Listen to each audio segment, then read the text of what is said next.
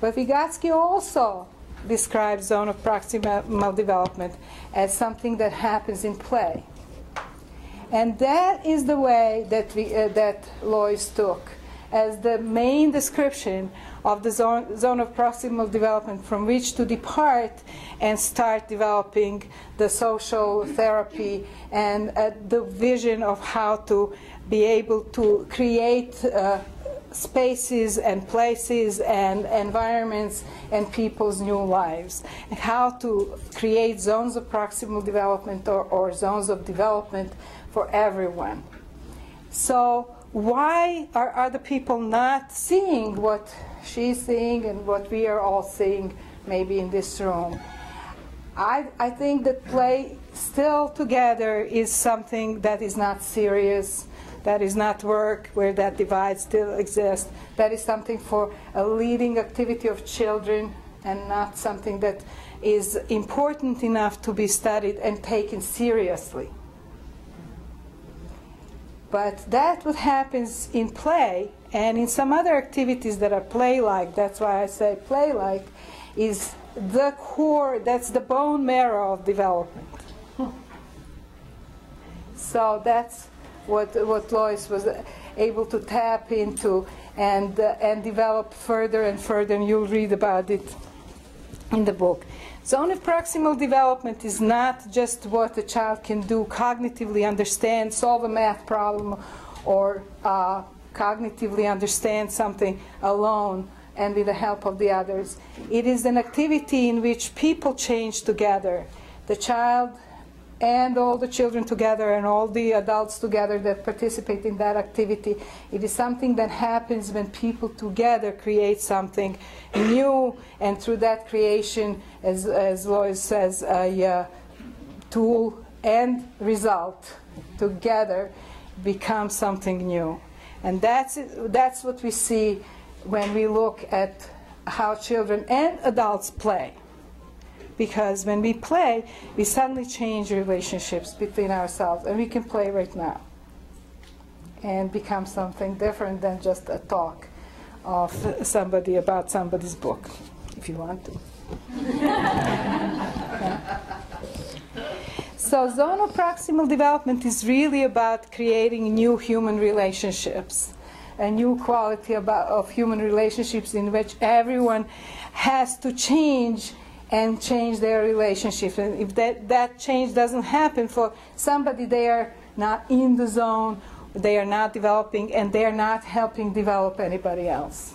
So when you think about that, and there is a whole chapter about schools, zone of proximal development has to be a change for teachers themselves too, not something that they do to the children or participate in the children's zone of proximal development.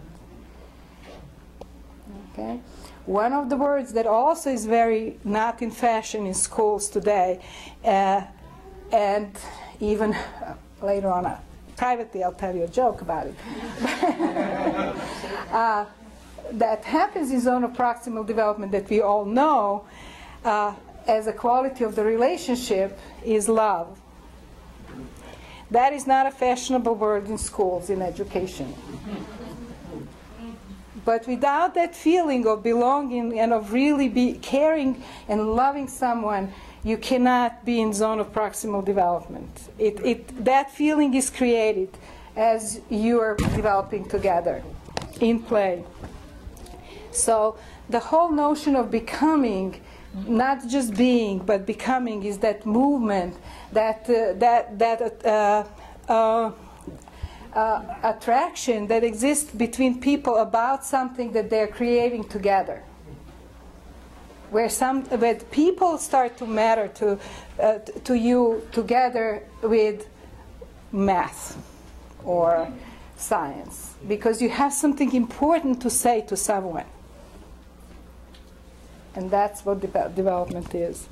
So ZPD, or zone of proximal development, cannot be understood only cognitively. When you understand it only cognitively, that's what you get from the book, you are really crippling it, and it's nothing. It's just dead.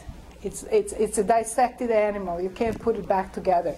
Zone of proximal development is a whole development including all the feelings, relationships, wishes, fears, everything. Another very big part of understanding of this book that most of the people who study Vygotsky for some reason haven't taken up is the notion of completion. People are not complete in themselves and then just express their thoughts. That comes straight from Vygotsky. People's thinking is not first and then being expressed in the words, in the language. Language, which is our way of communicating, is really a way to complete our thoughts.